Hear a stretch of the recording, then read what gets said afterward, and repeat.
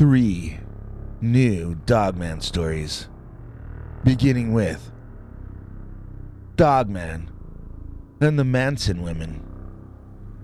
Dear Scary Stories NYC, there's this former office building off the highway at the edge of my town, and I used to go over there when I was a teenager to set off firecrackers. There was plenty of space in the back that used to be a parking lot, and I could fire off rockets without them landing in the woods and starting a fire.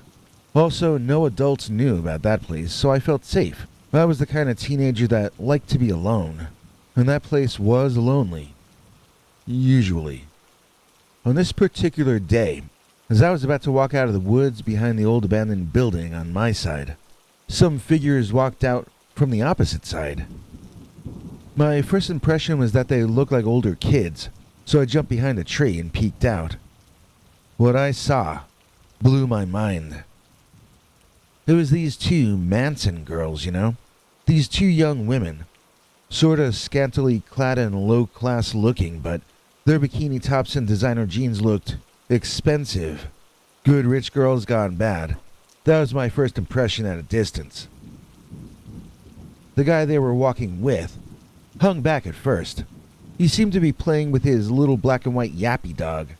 I could see that they were talking, but with the distance between us and the nearness of the highway, the only one I could really hear clearly was that loudmouth little dog.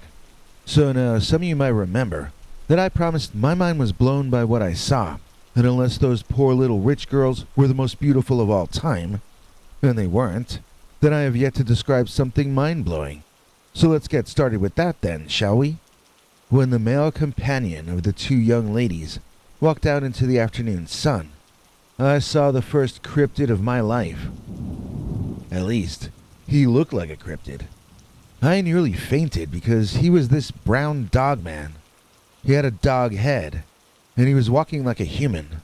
The thing is, I think he was really a werewolf, and not a dog man, because he seemed too intelligent to be just an animal. And also, he was wearing gloves. So was the taller of the two girls, in fact. They were black gloves, maybe rubber or something like that. They were shiny, and extended a few inches past the wrist in a slightly flared-out style, like a superhero glove, sort of. His matched hers. The shorter girl did not have these gloves on. All of them seemed jolly and merry, as though they were having a super fun day. And in that instant, I thought those were the coolest looking girls in the world. I was a teenager, though. I was naive and quite innocent about women, for another 5 or 6 months at least. So yes, I did sort of wonder if it could have been a cosplayer in that Wolfman costume. But it was a really hot day. I was in shorts. The girls were in bikini tops. That guy would faint if he were wearing a monkey suit.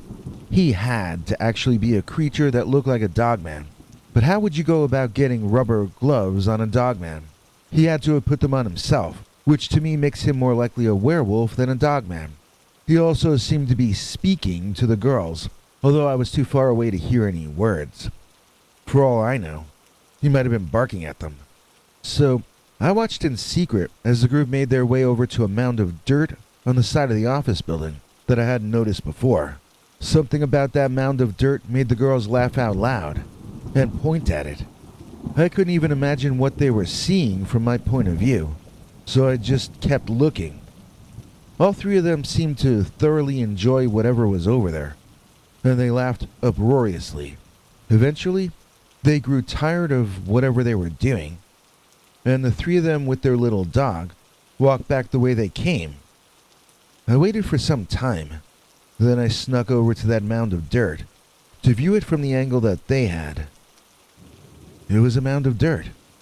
A freshly dug mound of dirt. What was so funny about that? I was about to leave when I thought I saw the dirt move.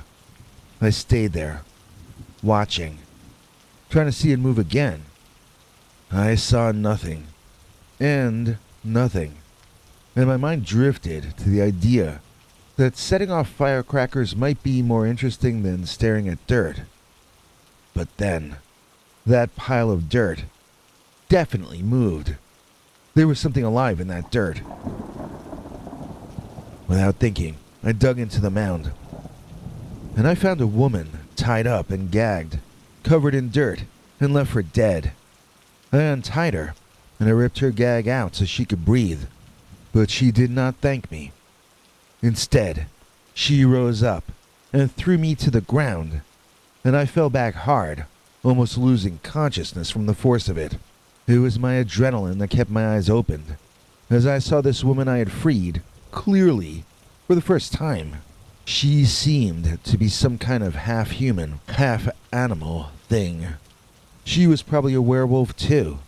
I had wandered into some kind of intra-tribal werewolf warfare. I thought that beast woman was going to bite my face off, but instead she ran off into the woods the way I had come.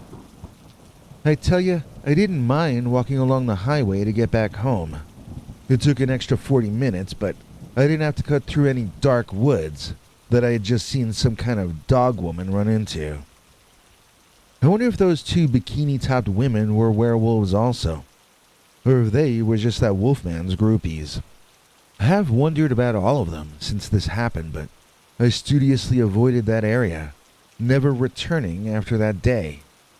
And so, at least so far, that was the last time that I ever saw Dogman and the Manson women. Story 2. Dogman on motorcycle means doom. Dear Scary Stories NYC, I have a weird relationship with Kelly Road in Industry, Pennsylvania. They say it's a haunted road, so it is supposed to be weird there. But some of my friends and I keep seeing something that we can't find in any of the folklore about that spooky road. We see a dogman over there, and each time we do, something terrible happens to our car before 24 hours are up. I know it sounds like a superstition, so I'll just tell you literally what happened, and then you can tell me what this is all about. I admit we may have brought this on ourselves, because we went there legend tripping back before the pandemic, looking to see something spooky. I think that was when whatever it is that's over there noticed us, and I think it decided to show us something spooky for the rest of our lives. First of all, if you don't already know, Kelly Road, which runs between Engle Road and Wolf Run Road, is known to get foggy at night and in the morning, which just adds to the creepy vibe of the place. And that is what the legend of Kelly Road is about. A bad vibe.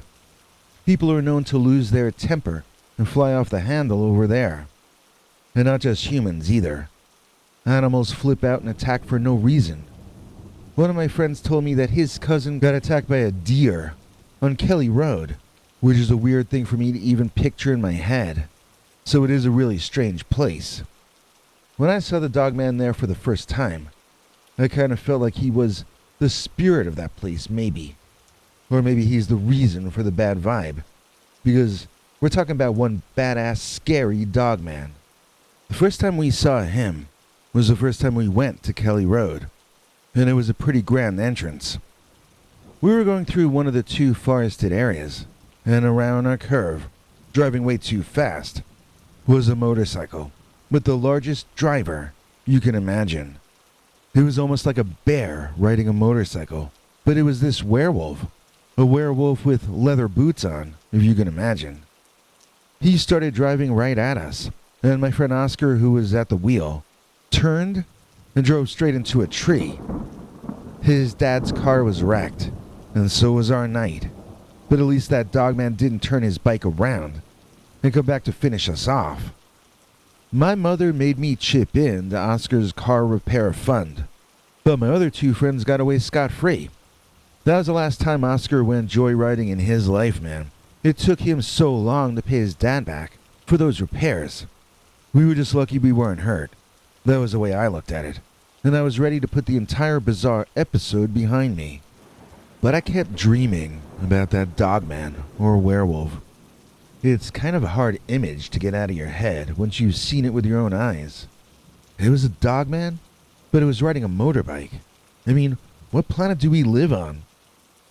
So as fate would have it, I got a job running errands for this company, and when I needed to get paid, I would have to visit the boss who I swear you was living back then on Kelly Road. Every time I went there, I felt scared. I've never once felt angry on Kelly, which is I know how you're supposed to feel. But I really dread driving down that road. I feel like I'm being watched every time I do it. So after I think it was 2 or 3 months of me going to Kelly Road to get paid, I started to feel more comfortable about it. One night I was driving over to get my money, and I had one of my buddies with me who had been there when the motorcycle riding Dogman came around that curve trying to run us off the road. He was remembering that night out loud as I drove, and I was getting creeped out because it was a dark evening as this was happening. When we got to the curve, the beast man had come around too fast that night. I couldn't help myself.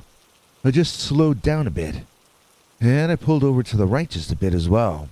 And then whiz, around that curve came the huge, wide Dogman, driving his motorbike way too fast and cutting it way too close on my side. I finished pulling the car off the road and let him pass, since I had slowed down beforehand. Did my buddy and I cause that to happen by talking about it? I mean, that was not something ordinary that happened. The timing of it was like something from a movie. It couldn't have been an accident. Let's just say that much at least. I figured I was lucky, but the next morning, my car wouldn't start, and it never started again. I had to sell it for parts, but there was an upside to losing that car. It meant I had to quit that job that caused me to have to drive on Kelly Road. One of my other friends I'll call Serge, who was there at that first sighting and crash, told me that he also saw the Dogman riding the motorcycle one more time, but it was at a different part of the road, and it just drove past. It didn't try to run him off the road. However, a few blocks later, some other guy ran a red light and slammed hard into Serge's fender, knocking his bumper right off the car and destroying one of his headlights. At least the car kept running and didn't need to be trashed. I'd say maybe the Dogman is losing his touch, but I'm pretty sure that would get me 40 years bad luck if I said that. I know that I plan on never visiting Kelly Road again for the rest of my life, but somehow I sense that even if I packed my bags and moved to California, fate would still somehow, some way, send me back to Pennsylvania, and I'd find myself driving down Kelly Road all over again. And when I do, I'd better be able to afford myself a new car, because that Dogman will be waiting for me around that curve just up ahead. Chased by Dogman through Michigan. Dear Scary Stories NYC. When my son and I set out to hike Canyon Falls Trail in Michigan, we were looking forward to waterfalls and scenic beauty. We were entirely unprepared to be chased through the woods like we were meat by the Dogman. As my son and I set out on our hike in northern Michigan, I couldn't help but feel a sense of excitement.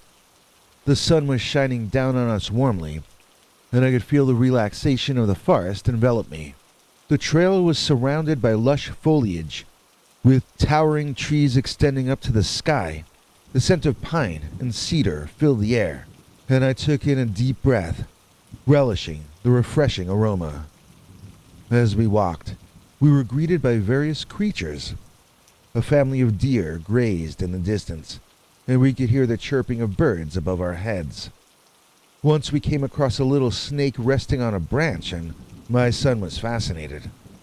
We passed fields of vivid wildflowers, with each step offering new and mesmerizing plants. I pointed out the refreshing scent of spearmint near the water's edge, and informed my son how Native Americans had used it for medicinal purposes. It turned out he knew way more about that than I did, and oh boy did I get a long lecture about the many uses of spearmint. We walked for the entire morning and afternoon, having quite an enjoyable day. But as fun as the day had been, when the sun began to set, I started to feel a sense of unease creeping over me. I couldn't shake off the feeling that something was following us. I kept looking around, but I couldn't spot anything out of the ordinary. My son seemed to be lost in his own world, snapping pictures of wildlife with his camera. Suddenly, a dark figure off in the foliage in the distance caught my eye. It was too tall to be a human, or an animal, and it walked like a man in either case.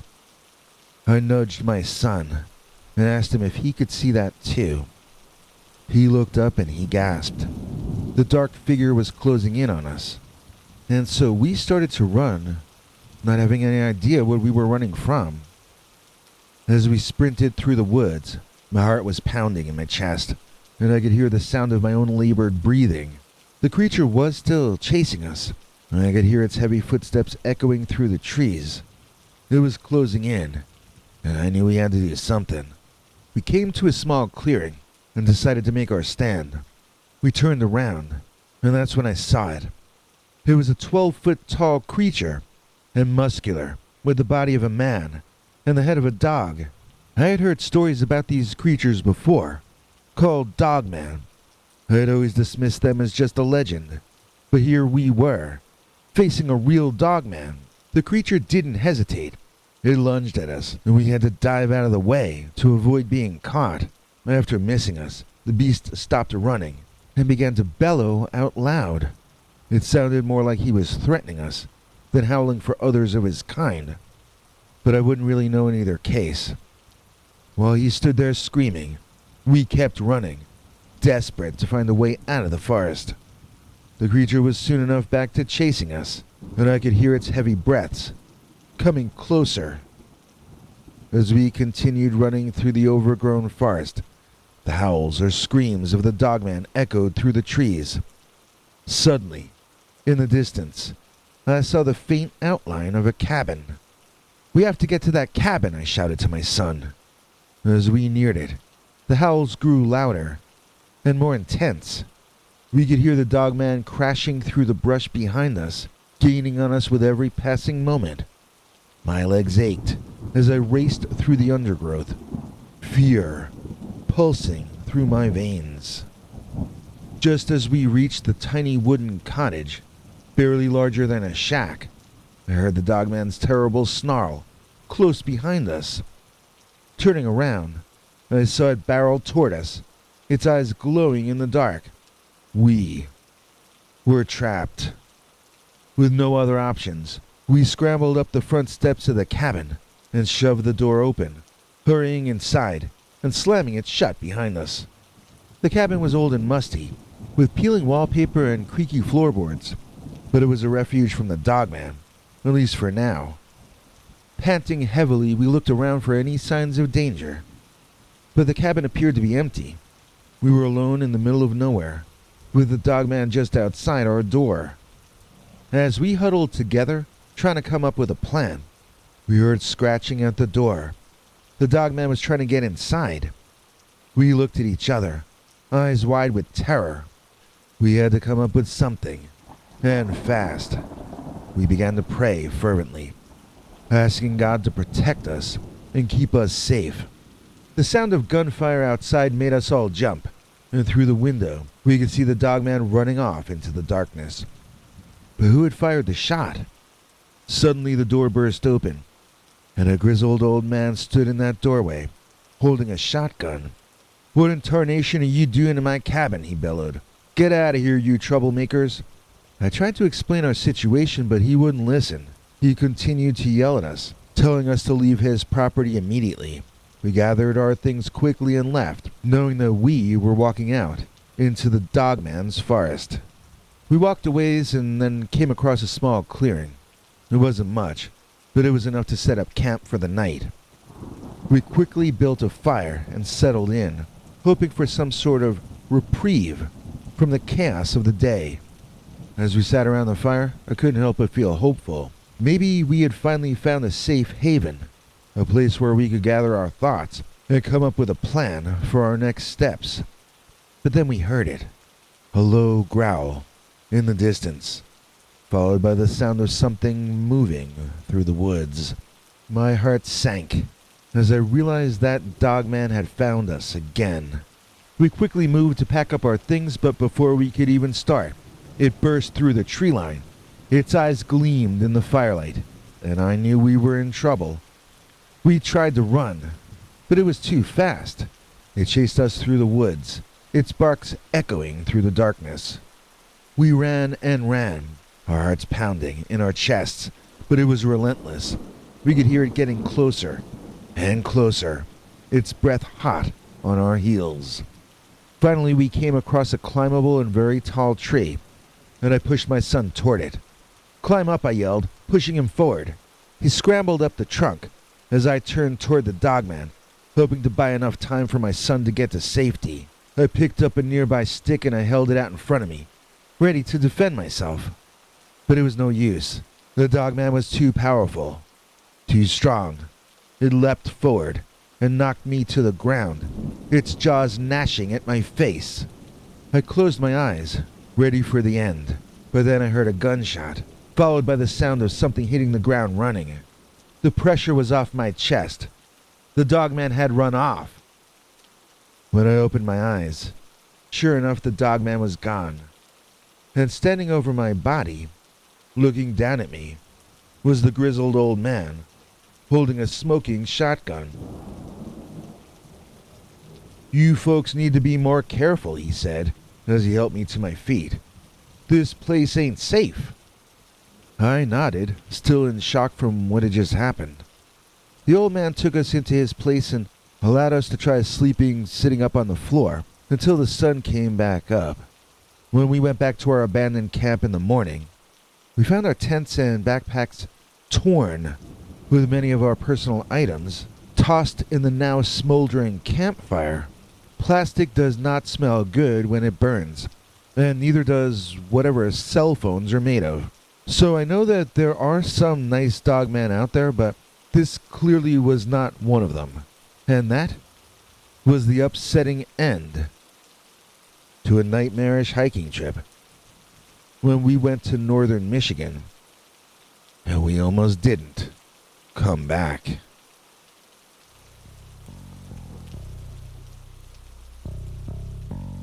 Hey all, YouTube is making me do this thing using their Teespring partner stores where they say they're willing to give you guys a 25% discount on stuff from the Scary Stories NYC store if you use the discount code YTShopping25. And I don't know if the capitals matter, but I know it's all one word, no spaces. The discounts we usually give come out of my own pocket, but this time YouTube is nicely paying me that 25%, which you don't have to pay. So it starts off with them trying to do something nice for the creators, right? Or it looks that way at least. But then I literally don't understand anything else they're telling me to do. And so, instead of a cool ad for these new sandals with our logo that you see me wearing, they're quite comfortable, and they show off your beautiful toenails. Instead of doing an ad for that, and telling you that the link to get them at 25% off using the discount code YTShopping25 is in the description, well, instead of telling you that, I'm going to read you some of YouTube's instructions for me, and I'd like to see if maybe any of you can translate it. I only speak human languages, and I think this is maybe some kind of evil alien overlord robot message or something. Maybe if one of you has a parent working for Klaus Schwab, then you could tell me what YouTube actually wants me to do here. They say this: tag relevant and helpful products. Help your viewers shop your videos quickly and easily by only tagging products that you've mentioned. Okay, what does that mean? Tag a product? They're sandals, but the store calls them slides. Do I add a tag of slides? It doesn't make sense. If I saw that tag, I wouldn't even know what it was. So what are they talking about? What does that mean? I have a feeling they won't give me the discount because I don't speak corporatese.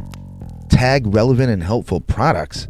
It's literally a meaningless sentence from another world that I will never enter. Then they say, use the hashtag #ShopWithYouTube. Show us your best shopping content and potentially get featured in future marketing activations. Marketing activations? The hell is that? It sounds dangerous. Yeah, I don't think I will ever get featured by YouTube. I'm really not concerned about that. It's not going to happen. But I would like to get a shopping button. Except I don't understand what they want me to do. So if any of you guys actually snag these sandals, don't pay for them unless the 25% discount works, okay? And please tell me about your shopping experience, whether it was good or bad. I'll make you executive producer to thank you for the info. I mean, I'd like to do a new line of merch right now, t-shirts and whatnot, using this discount code, but only if it works for you guys the way it's supposed to work. Unlike Spanish or French, there is no dictionary to translate what YouTube says into something intelligible. So let's take this with baby steps and see what happens. Now onto something a lot more fun. This next part is not just some filler. This is where we all say thanks to Stacy Miller. Please join me in thanking tonight's executive producer, Stacy Miller, who is a member of our PayPal subscribers club at peterbernard.com. Her club membership means Stacy gets to see our secret uncensored episodes Far Too Wild to run on this channel. And so can you. Here comes our international TV spokesmongrel, Henry Lee Dogman, to fill you in on the deets. Thanks, Biggie. And thanks to all of you for watching this far. If you liked it, please click like. If you'd like to see more of our work, please subscribe. And also click that bell icon if you'd like to be notified when we put out a new episode. To become an executive producer, you can donate to us through the thanks button under each of our videos or through our paypal.me/PeterBernard209 page. To receive cool perks like secret uncensored Dogman episodes Far Too Wild to ever run on this channel, you can become a YouTube channel member by clicking the join button. Or join our PayPal subscribers club at peterbernard.com. Joining either at the $3 a month level or above gets you access to our over 25 hours of secret uncensored Dogman stories available nowhere else. Do you have a scary story about Dogman or some other kind of high strangeness that happened to you? Let us know by emailing us at scarystoriesnyc@gmail.com or by leaving us a voicemail message at 804-LA-SCARY. You may need to call back on that one. It cuts off after, I think, 3 minutes. And if you don't want to do any of that stuff, thank you for simply watching to the end. Good night, and have a scary tomorrow.